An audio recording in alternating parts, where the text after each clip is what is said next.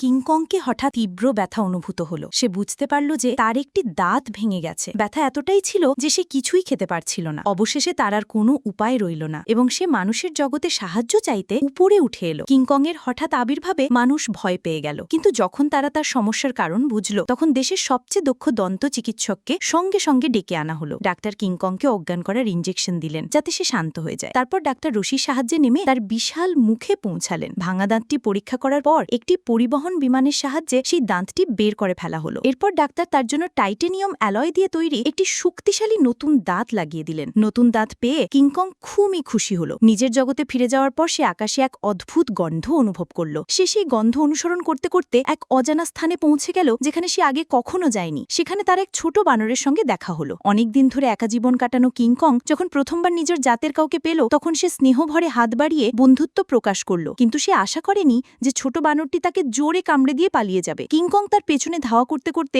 এক ফাঁদে আটকে গেল এবং তারপর তিনটে বানর তার উপর আক্রমণ করল, কিন্তু তার অসাধারণ শক্তির সাহায্যে কিংকং খুব তাড়াতাড়ি তাদের পরাজিত করল। ছোট বানরটিকে ধরা হলো এবং এখন তাকে কিংকংকে তার আশ্রয়স্থলে নিয়ে যেতে হলো। পথে তারা একটি হ্রদের পাশ দিয়ে যাচ্ছিল যেখানে ছোট বানরটি হ্রদের বিশাল জলজ জীবকে ব্যবহার করে কিংকংকে ক্ষতি করার চেষ্টা করল, কিন্তু কিংকং আগেই বিপদ আজ করতে পেরেছিল। সে সেই বিশালাকার সাপটিকে সহজেই পরাজিত করল। এরপর সে ছোট বানরের সঙ্গে তার খাবার ভাগ করে খেল। কিংকং এর করুণা দেখে ছোট বানরটি প্রভাবিত হলো এবং তাকে তার সম্প্রদায়ের বসতির কাছে নিয়ে গেল। সেখানে পৌঁছে যে দৃশ্য সামনে এলো তা দেখে কিংকং হতবাক হয়ে গেল। সেখানে তার মতো আরও অনেক বানরকে বন্দী করে রাখা হয়েছে এবং তাদের দিয়ে জোর করে ভারী পাথরের কাজ করানো হচ্ছে। এই জায়গাটিতে শাসন করত এক লালচে চুলের বিশাল বানর স্কার কিং, যে ছিল এক নিষ্ঠুর একানায়ক। স্কার কিং যখন কিংকং এর নতুন স্টিলের দাঁত দেখল তখন কটাক্ষ ভরে হাসতে হাসতে তাকে যুদ্ধে আহ্বান করল। তারপর শুরু হলো তাদের মধ্যে ভয়ঙ্কর সংঘর্ষ। স্কার কিং ছিল খুবই চটপটে এবং দ্রুতগামী, কিন্তু কিংকং এর বিশুদ্ধ শক্তির কাছে সে টিকতে পারল না। পরাজিত হওয়ার সময় স্কার কিং তার সবচেয়ে ভয়ঙ্কর অস্ত্রকে ডাকল, এক ভয়ঙ্কর টাইটান জীব ব্লাড ডেমন। এই দানবের ঠান্ডা নিঃশ্বাস কিংকং এর ডান হাতকে গুরুতরভাবে আহত করল। এমন কঠিন সময় ছোট বানরটি সাহায্যের জন্য এগিয়ে এলো এবং কিংকংকে সেখান থেকে পালাতে সাহায্য করল। যদিও স্কার কিং এর সৈন্যরা তাদের পেছনে ধাওয়া করলো, কিন্তু ছোট বানরটি কিংকং এর আগে থেকে বসানো একটি ফাঁদ সক্রিয় করে দেয়, যার ফলে তারা ধাওয়া করা সৈন্যদের হাত থেকে রেহাই পায়।